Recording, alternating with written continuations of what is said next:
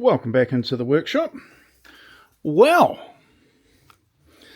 yes, yesterday I drilled all of these holes, quite a few to be fair, and every single one of them I had to ream out to the correct size using of all things, a reamer that's exactly 20 millimeters.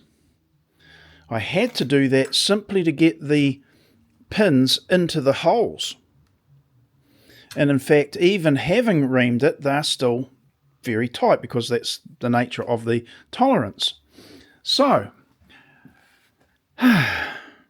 buoyed up by the outcome, when I was very, very happy, I decided to make a second set of rails, or a second rail, and of course the offcut. Well, the pin, and this is just freshly off of the hole saw that I just showed, drops through, and in fact, worse still,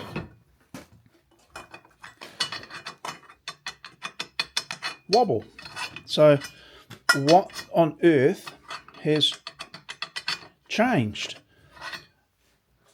To go from having to put a reamer through it to now being too big, that length of aluminium is effectively buggered. So I'm not very happy with that, obviously. So I've got a choice. Now I think I may have come across the reason, but it's one that you won't believe yourself. But engineers might. Assuming there might be one or two engineers out there. But I can either offset the new set of holes and make the new holes, the ones that are undersized, so I have to ream them, just offset, or do I just say, right, enough's enough, set those aside as loose fitting rails and just draw a line there? Or do I, as I say, offset the next set of holes? I've got the feeling I might offset the next set of holes and just put them as, nice, but not so nice. But what I wanted to have done was to, come along and make a video and, strut along and go, hey, look at this, look how good I am. Then I've come across this. Now, this might be of some benefit to other people. So I'll get to there. But I wanted to make a rail that's identical to that one with the spacings, etc. So it would look purposeful. If I go and cut the new holes in there, offset, and there's a chance that I might just at one stage go to use the rail and come across this wobbly old fit. So, what is the solution? But what is the observation I've made? Now, I came across this once before. It was nothing to do with drilling holes like this, but then maybe it is a similar issue. The chap actually was drilling holes, and he was using the wrong speed and pressure, and through either his own trial and error or from a suggestion from one of his subscribers,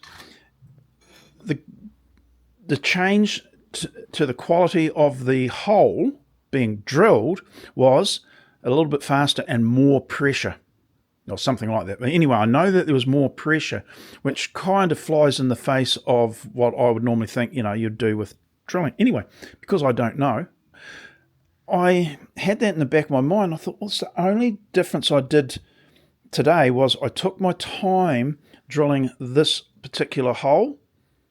I just tested it just now. And then I kind of hogged down a little bit more in that one. So this one, really wobbly. That one, tight. I'll need the reamer in it. So it would seem that going slow and allowing the cutter to make a lovely hole, which they did do, is the wrong thing to do.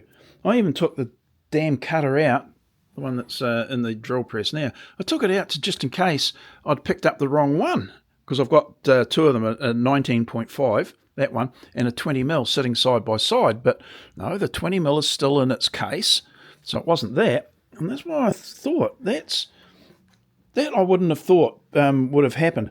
The possibility is that because you've got the run out of the quill itself causing a bit of an oscillating issue, it cuts at a different diameter than when you just hog down straight onto it. I'm not saying it's a lot more pressure or a lot less pressure.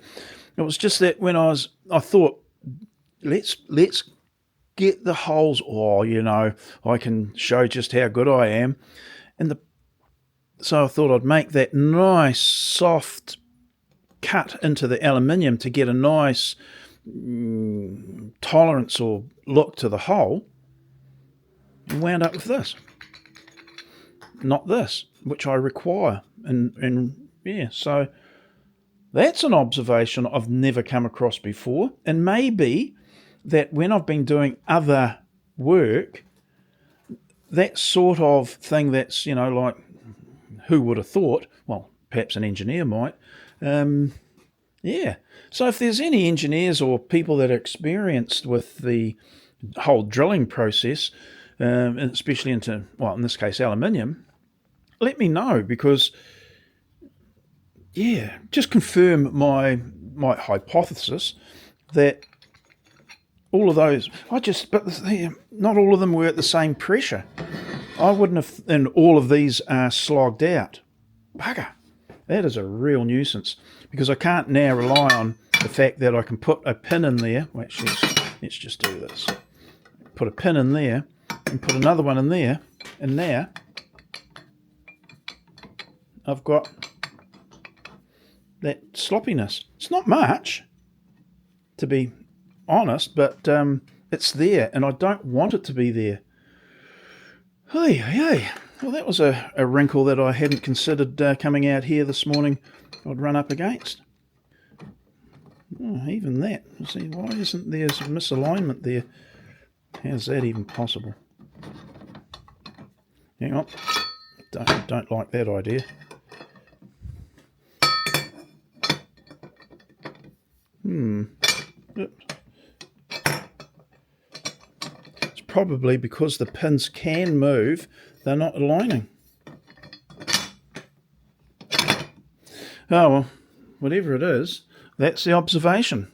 Don't go slow cutting the aluminium when you're using a hole saw. What else can it be? Yeah, that's a real wrinkle. Damn. Yeah, I think I said I probably would offset the holes. I think I might just cut a new piece and just layer that. It's a bit of a waste though, isn't it? No, I'll recut them. I'll get a new piece, recut them, because the chances of me using this in a situation where it's more demanding, so if I make another one of those up as best I can, using the what my concern is now, that'd be right, I go and do it and I still get the sloppy holes, but I couldn't have thought that. You can see that I'm stumbling just for words, because it's like, dang, didn't think that was a thing. Okay, well, that's it. I'll have to go cut another bit of aluminium. Lucky I've got stuff there to do it with. But, somewhat annoying, I've got to say. Rightio, that's it. Onwards and upwards, as they say. Right, I'll see you in the next video. Hopefully with an outcome that is positive, because that's annoyed me. Rightio, I'll see you in the next one now. Bye.